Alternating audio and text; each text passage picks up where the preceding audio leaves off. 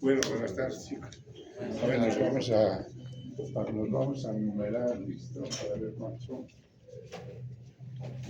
Están viniendo. Pero es a las 4 la clase. ¿Seguro? La clase es a las 9.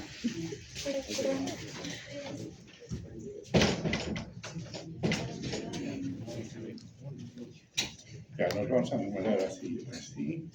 A ver, escuchen, nos vamos a numerar así, así y así. Listo.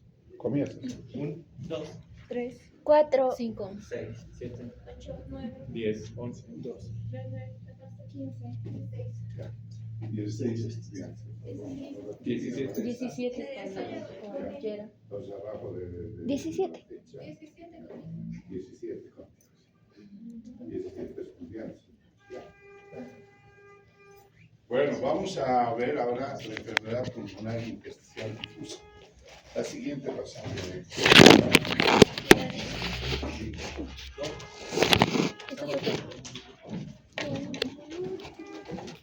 Ya vas a cobrar mucho. ¿Sí? A un peso para la gaseosa. 5 pesos. Ya, un peso por ahora. Eso.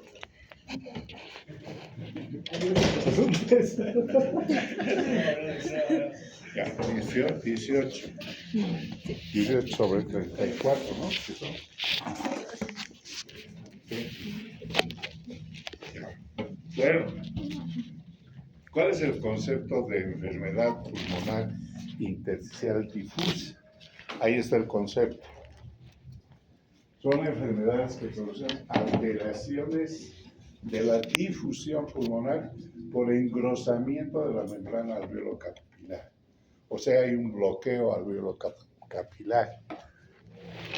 Por lo tanto, ¿qué función respiratoria está alterada en las fibras pulmonares? La difusión. Y la difusión está regida por la ecuación de Ventilación, superposición. Fick, que dice que la presión en uno y otro lado de la membrana multiplicado por la superficie de la membrana es inversamente proporcional al grosor de la membrana. Por lo tanto, cuando el grosor de la membrana está aumentado, la difusión disminuye. Por lo tanto, la alteración de estas enfermedades es en la difusión. Pregunta de examen, Mercedes. La siguiente. Entonces, las enfermedades conocidas son más de 100 enfermedades, ¿no? Etiología conocida son estas. Etiología desconocida, neumonía intersticial idiopática, las fibrosis pulmonares idiopáticas es un 55% de nuestro medio, ¿no? Y estas, las que se llaman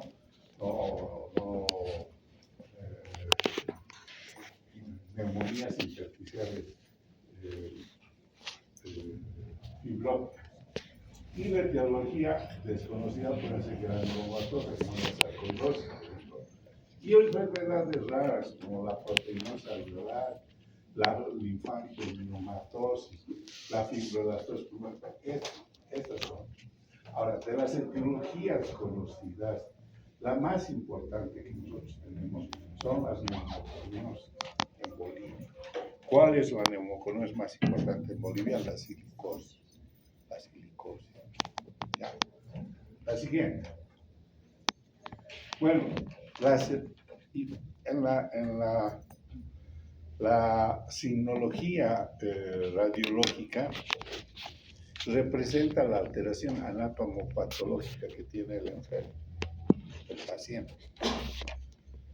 Por lo tanto, las imágenes, los patrones radiográficos que ustedes han aprendido en radiología, patrón de condensación, patrón de deletaje, patrón de tumor, patrón de caverna, patrón de ensanchamiento mediastinal, ganglionar, todos esos patrones representan alteraciones anatomopatológicas que están sucediendo en el pulmón del enfermo.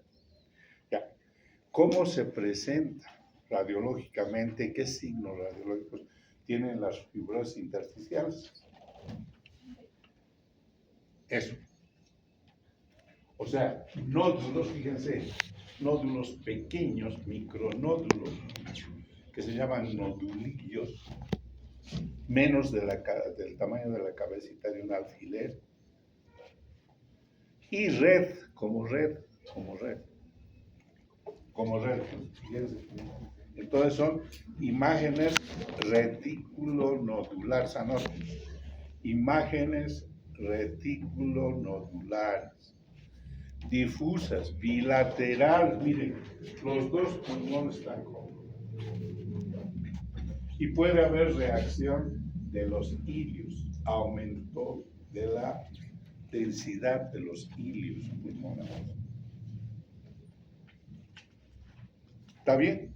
¿Entendido? ¿Alguna pregunta? ¿Hasta aquí alguna pregunta? No hay preguntas. Ya, así es. ¿Cuáles son los factores etiológicos? Muy variados. El 35% se identifica el agente causal. Es solamente en el 35%. En el resto no se puede identificar lo que produce la fibrosis. Entonces se clasifican en 3 grupos. Los grupos que tienen origen conocido, los desconocidos y las enfermedades raras, los que les he dicho anteriormente. 6 a 10% son inclasificables por datos inadecuados o por tratamiento previo que puede alterar los datos del interrogatorio. ¿Ya? Eso es lo que sucede en nuestro medio. Todo lo que les estoy hablando es de aquí, de nuestro medio. No estoy hablando de bibliografía internacional, sino lo que encontramos todos los días en nuestro hospital, lo que van a ver ustedes cuando sean médicos. La siguiente. Entonces, fíjense la fecha. ¿Qué fecha dice ahí? 1995. ¿Cuántos años son? Hasta el 26. 31. 31. Se creía que esto era injuria del epitelio alveolar, inflamación aguda, inflamación crónica, respuesta fibrótica, con reclutamiento, alteraciones con compromiso de neutrófilos, alteraciones de los linfocitos, etcétera, con la producción de estos mediadores químicos fisiopatológicos. Entre ellos, las más importantes, los linfocitos, la reacción linfocitos B, linfocitos T, los HELP, etc. Esto está desechado, ya no va más. ¿Por qué les pongo esta diapositiva? Porque algunos algunos médicos todavía están pensando que estas enfermedades son intersticiales, y las intersticiales son debidas a inflamación, proceso inflamatorio, inflamación aguda, inflamación crónica. No hay, ya está desechado eso, ya está desechado. La siguiente. Entonces, lo que ahora se sabe es esto. Lo más importante, predisposición genética, es alteración genética. Todos los enfermos de fibrosis pulmonar intersticial son mayores de 50 años. En nuestro medio, les sigo diciendo, en nuestro medio, son mayores de 50 años. Y hay una senescencia, envejecimiento del epitelio. Están los neumocitos 1 y neumocitos 2, miren, alterar, totalmente destruido por una alteración genética de una enzima que modera los genes, equilibra los genes de la formación del neumocito 1 y el neumocito 2. ¿Cuál es esa enzima? ¿Quién sabe? La que produce un equilibrio genético, celular. La telomerasa. Hay una alteración de la telomerasa que produce alteración del epitelio y sobre todo de las células del alveolar, el neumocito tipo 1, neumocito tipo. En lugar de ser de células que mantengan un equilibrio elástico de la pared alveolar, se convierten en agresores de la propia pared alveolar.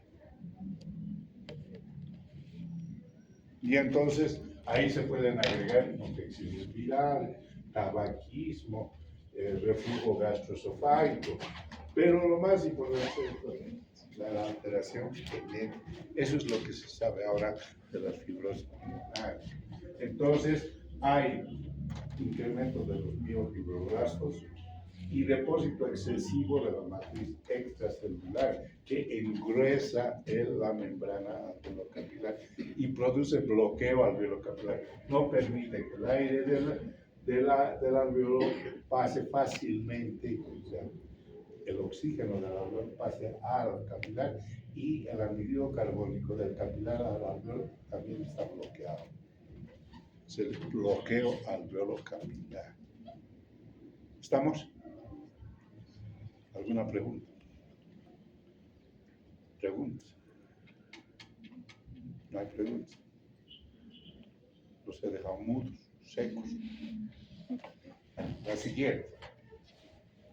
Entonces, la EPID constituye un grupo de más de 100 enfermedades que afectan al espacio intersticial, localizado entre la membrana basal del epitelio alveolar y el endotelio capilar. Una enfermedad que causa inflamación o cicatrización de los pulmones, haciendo más difícil obtener suficiente oxígeno.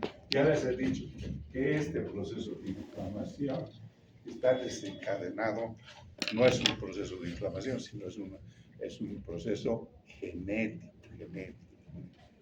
Estas enfermedades tienen manifestaciones clínicas, radiológicas, funcionales comunes.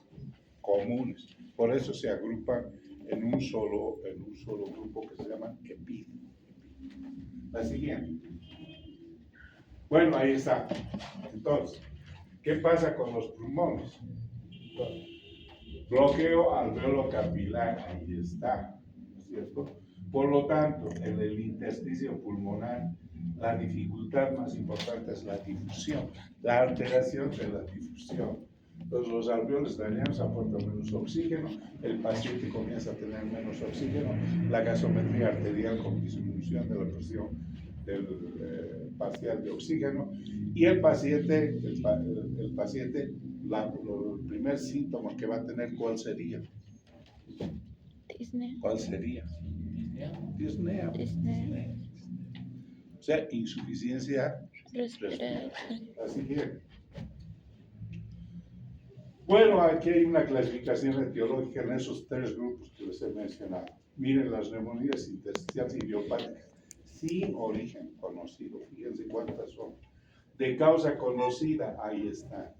Y las primarias o asociadas a otras enfermedades, como la sarcoidosis, la microlitiasis, la linfangioleyomatosis, la eosinofilia, histocitosis X, etc. Las enfermedades, por ejemplo, autoinmunes, como por ejemplo la artritis reumatoidea, el lupus eritematoso sistémico, entonces pueden producir fibrosis pulmonar. La siguiente. Ahí está la imagen otra vez. ¿Qué hemos dicho que son?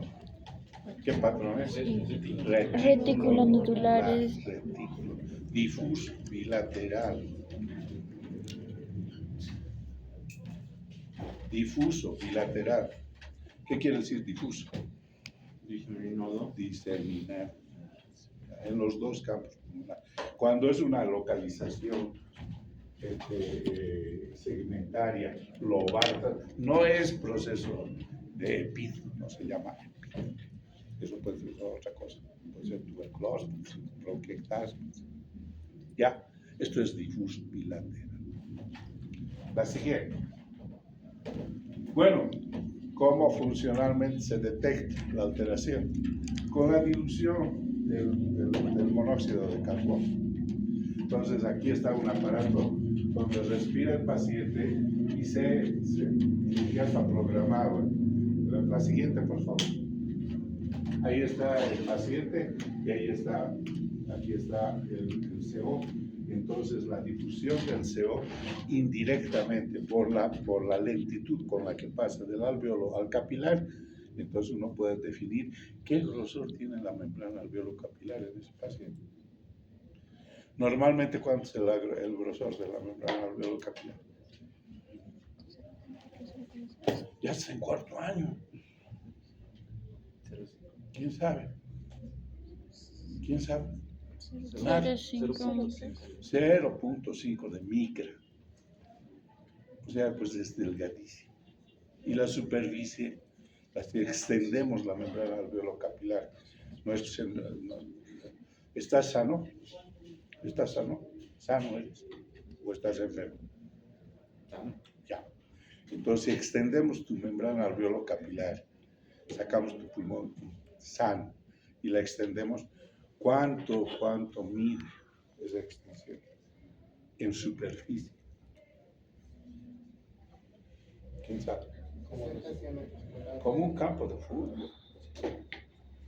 Imagínate, en tus pulmones tienes una, vamos a decir así, una tela que se llama membrana alveolo capilar, del tamaño de un campo de fútbol, 70, 80 metros cuadrados. Entonces esa superficie así reducida en nuestros pulmones favorece la difusión, y el grosor de la membrana de 0.5 delgadita es como si esta pared no fuera de ladrillo, fuera de celofán, entonces pasas pues fácil, ¿no es cierto? Y el que entra de afuera pasa fácil. Pero en las fibrosis pulmonares se hace pues así una pared como esta. Por lo tanto, el oxígeno, digamos que este es el alveolo, el oxígeno para pasar al capilar que fuera el corredor, entonces tiene dificultad, se llama bloqueo alveolo capilar. Eso se mide con la dilución del CO, del monóxido de carbono. Ahora, ustedes me dirán, ¿y tenemos ese aparato? Claro, pues que tenemos. El Hospital Luis Uría tiene el gabinete más moderno, vamos a decir, aquí en La Paz, de función respiratoria. Maneja la doctora Sea, les ha mostrado. ¿Quiénes están con la doctora Sea? ¿Les ha mostrado o no? Sí.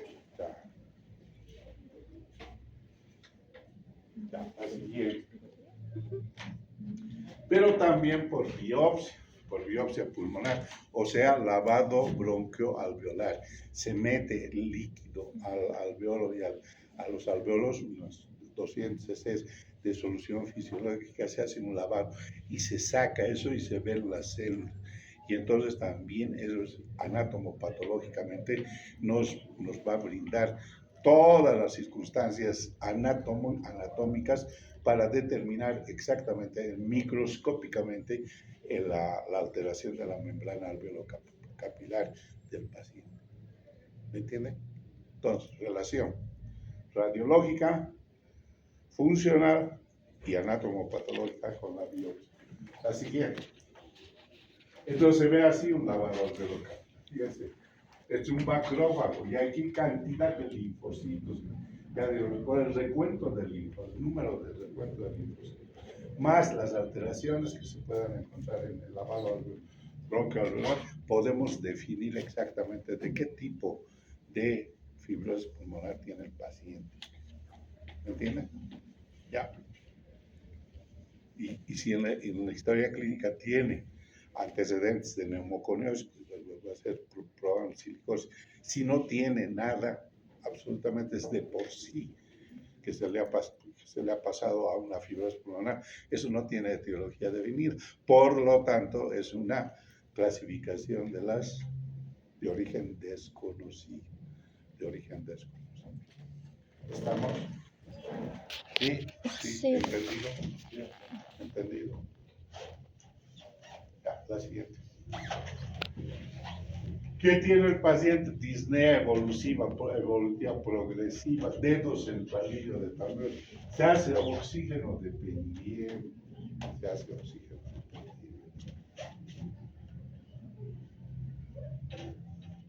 Entonces, los pacientes que entran al hospital son por insuficiencia respiratoria, que además se pueden complicar con infecciones respiratorias.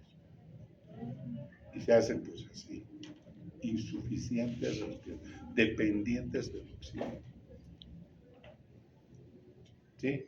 En el hospital han visto en la práctica pacientes con fibrosis pulmonar, ¿no es cierto? La siguiente. Entonces, otra vez la patogenia injuria alveolar, esto ya no, la inflamación ya no, pero aquí se produce alveolitis, alteraciones morfológicas de las estructuras alveolo-intersticiales. La siguiente. Entonces, así se ve anatomopatía, la biopsia. Fíjense, la neumonía intersticial usual, que es la más importante, que se llama fibrosis pulmonar idiopática. Fíjense el grosor de la membrana alveolo-capilar, lleno de fibroblastos, fibrocitos, una pared así engrosada, como se ha explicado, de fibrocitos, fibroblastos, y reacción de tipo de los más. ¿Cuánto le cobramos? 5 pesos. 10. Que nos alcance para la gaseosa. Dale, dale. ¿Quieres cuidar? Ya ahorita te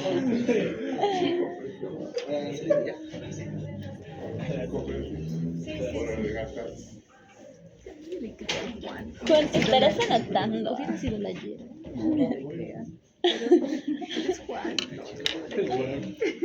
Ya, entonces macroscópicamente, ahí está ¿cómo es el pulmón? ¿Qué es lo que ha perdido funcionalmente el pulmón? Ahí, cuando se ve un pulmón así. Funcionalmente, ¿qué es lo que ha perdido? ¿Quién me puede decir? A ver, piensen un poco. Al que me dé la respuesta a lo que hemos recolectado se los daré. Si me dan la respuesta correcta, ¿no? Entonces la pregunta es, ¿qué parte de la función pulmonar ha perdido un paciente que tiene fibrosis pulmonar?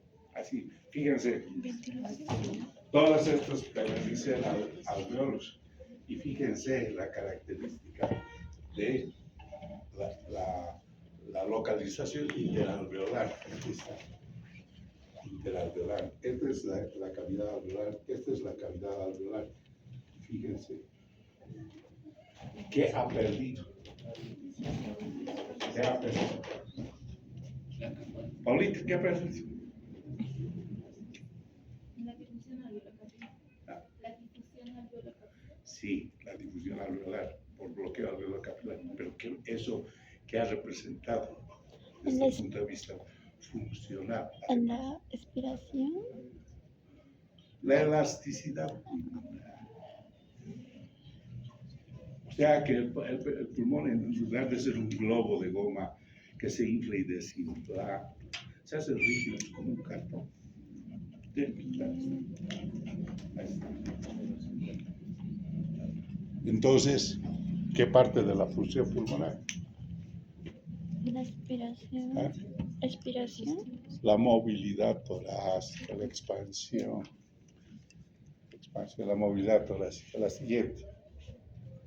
Entonces, hay otras causas, enfermedades autoinmunes, inflamación por inhalación de sustancias extrañas, medicamentos, radioterapia, trabajar cerca de asbesto, polvo, algodón.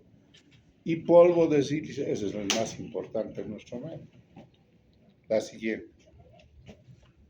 Ya está. Entonces, además, para ver imágenes ahora, actualmente, no solo tenemos la radiografía, tenemos pues la tomografía computarizada. Entonces es más sensible que la radiografía. Entonces valora la extensión, permite seleccionar el sitio para hacer la biopsia. Donde está más comprometido se puede hacer la biopsia. Los hallazgos de la tomografía en la fibrosis pulmonar intersticial, el histiocytosis, el asbestosis, linfangioleumatoma se consideran criterio diagnóstico. O sea, aparte de la radiografía, en imágenes necesitamos hacer tomografía. Lo vamos a decir así, imprescindiblemente a un paciente con fibrosis pulmonar. Pregunta de examen va a ser también. Además de la radiografía en imágenes que se pide en una fibrosis pulmonar, tomografía axial computarizada. Entonces se hace la correlación. de la tomografía, de los análisis tomográficos, de la anatomía patológica y de la división del CO, de la función, para determinar exactamente cuál es el motivo de la fibrosis pulmonar. La siguiente. Así se ve en la tomografía. Así se ve. ¿Qué se ve ahí? ¿Qué se ve? Patrón en panal de abeja. ¿Patrón qué? Panal de abeja. Patrón panal de abeja. Vidrio esmerilado. ¿Dónde están las abejas? Bueno, así lo dicen. ¿Qué se ve? ¿Qué se Vidrio ve? esmerilado. Nódulos y retículos. pero con más detalle, fíjense. Y cuando avanza las lesiones, lo que ha dicho el compañero, panal de abeja, que ha dicho, está bien, panal de abeja. La siguiente. Así se ven los cortes. Ya saben que la tomografía sea computarizada. Este es el aparato, el paciente entra con su cabeza, la cabeza aquí, los pies aquí, el paciente ingresa y lo va cortando así como mortadelo. Milimétricamente. Entonces el tomografista en la computadora tiene la oportunidad de ver frontalmente de la parte inferior, de la parte lateral, de la parte superior y los cortes milimétricos. O sea, la tomografía es como sacar el pulmón y verlo de todo lado. Esa es la gran ventaja de la tomografía actualmente. Entonces, fíjense cómo se ve aquí. Esta imagen está mostrando la flecha, toda esta imagen. Es lo que se llama imagen en panal, perdón, en vidrio pavonado. Ya Esmerilado. las abejas se llaman, cambiar el cerebro. Vidrio empavonado. Este es un paciente con neumonía. ¿Por qué? Que produce vidrio empavonado en la tomografía. Les han dicho cuando hemos hablado de neumonías. ¿Qué neumonía produce este signo? Otra. Tienen comunicación interauricular, que esto por aquí no se les queda nada. La COVID, esta es la pandemia de COVID, los que se han muerto por COVID, así era su un vidrio empavonado, intersticial. O sea, tan pequeños los nódulos que era como un vidrio que lo hace empavonado. ¿Saben lo que es un vidrio empavonado? Es un vidrio que se le ha opacificado, que ya no es transparente, sino se lo opacifica para poner en las ventanas. Que se llama vidrio empavonado o deslustrado. La siguiente. Entonces, hablando de silicosis, la silicosis es una enfermedad pulmonar fibronodular difusa crónica por la inhalación de sílice cristalina, cristales de sílice. La sílice es un mineral natural y componente principal de la mayor parte de las rocas y el subsuelo. Nuestros mineros que se explota más en Bolivia. Estaño. ¿Qué mineral? Estaño. Están. Son hasta el año 51, 52, éramos los primeros explotadores de estaño en el mundo. Y hasta ahora seguimos siendo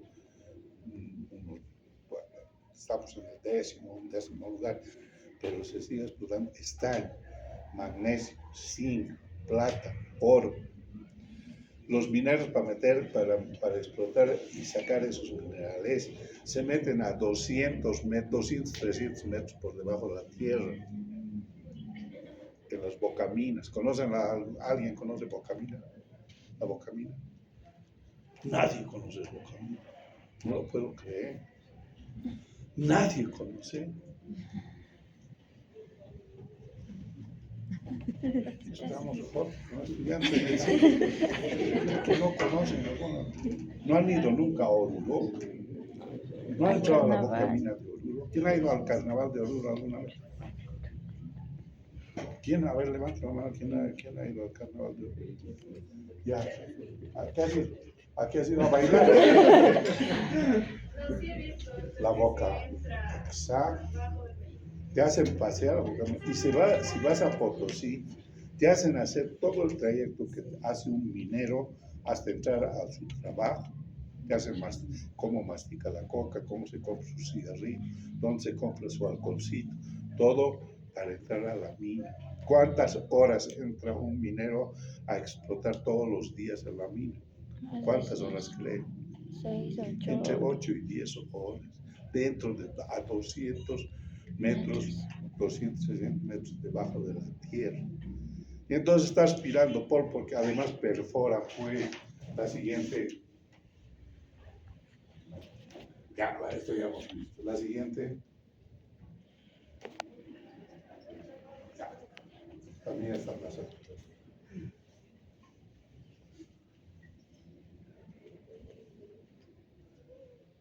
Entonces, 1 a 10 años de entrar a la mina, produce disnea, insuficiencia respiratoria, síntomas de tos, a veces hemoptisis, y a veces la disnea se presenta tardíamente, pero se acompaña siempre de tos con expectoración.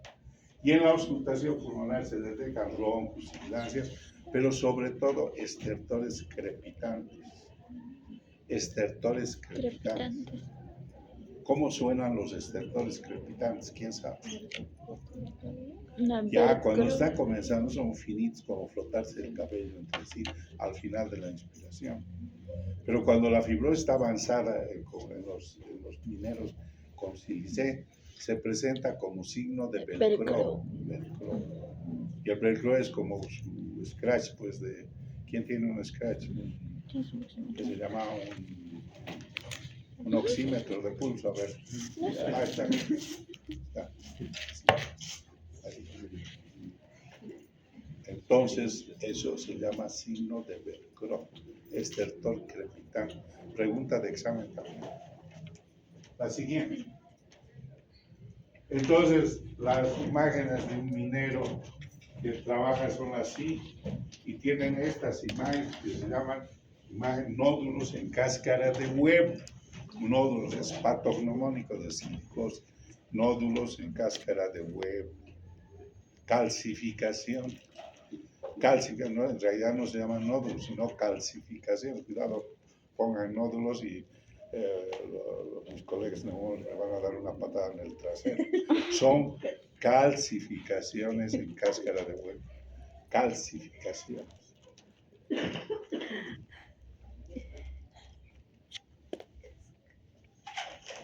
Ya.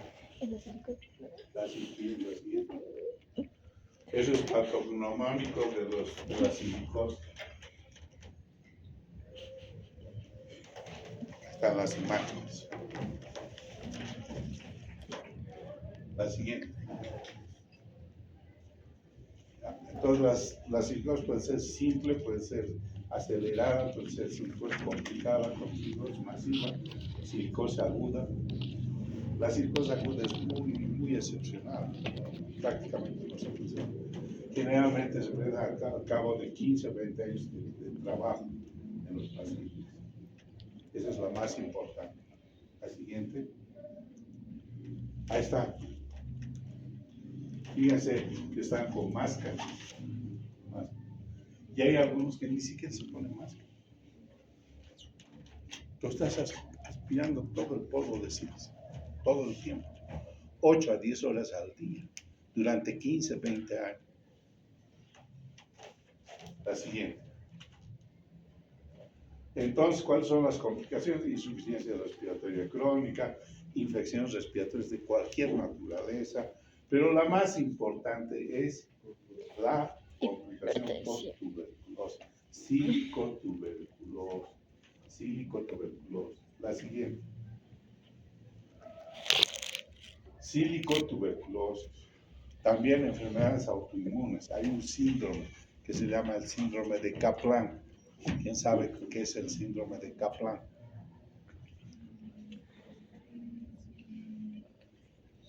Fibrosis pulmonar por silicosis y artritis reumatoidea.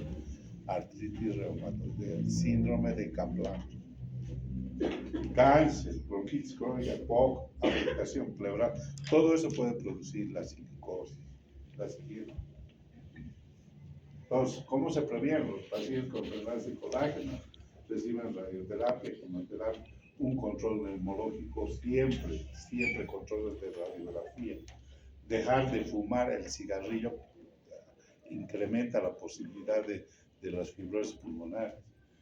Entonces hay que alimentarse bien, alimentarse sano, nada de comidas chatarra, pues, ¿ya? Y vacunarse contra la neumonía y contra las infecciones virales, especialmente ahora contra la influenza, el coronavirus, el H1N1. La siguiente. Prevención primaria, prevención secundaria, que es el uso de máscaras para el trabajo. Y la prevención terciaria sería el trabajo en excelionia, es decir, si pudiéramos explotar los mismos minerales, pero desde el punto de vista de otro sistema, no de perforación, de ingreso del ser humano hacia el fondo de las bocaminas, sería una maravilla. Hay. En otros países se explota así. Pero sobre todo, como nuestros mineros ponen la mecha y el paquete de dinamita, ponen dentro del interior de la mina, el que estaba perforando hace un agujero y ahí mete la dinamita. La dinamita sale hasta la boca mina y enciende, todo se sale. Entonces el fuego va, ¡boom!, explota y entonces ingresa cuando ya ha explotado la dinamita, lleno de polvo. Entonces comienzan a trabajar, a seguir perforando en el lugar donde han encontrado una beta. Una beta quiere decir un lugar donde hay la mayor cantidad del mineral. La siguiente. Bueno, el tratamiento antifibrótico, ¿cuál es? Pirferidona, ¿no? La siguiente. Aquí hay trabajos muy importantes sobre la tolerabilidad a la pirferidona y al linterranil, que son los dos medicamentos más utilizados para controlar la fibrosis pulmonar actualmente. Se utilizan en nuestro medio, hay en nuestro medio, se usan los pacientes. Actualmente, con los precios de los medicamentos, ha subido una enormidad, pero existe. La siguiente. Aquí está un estudio sobre las características del tratamiento de las fibrosis. Pero lo más importante son estos dos: la pirfenidona y el nintedanib.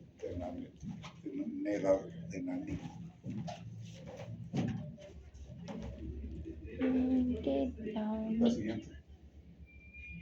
Ya, eso sería todo. ¿Alguna pregunta? El tratamiento dice que es el penal, ¿sí? ¿Y cuál es el mecanismo de acción? Actúan sobre la producción de fibroblastos y fibrocitos. Vamos a decir, son antifibrosíticos,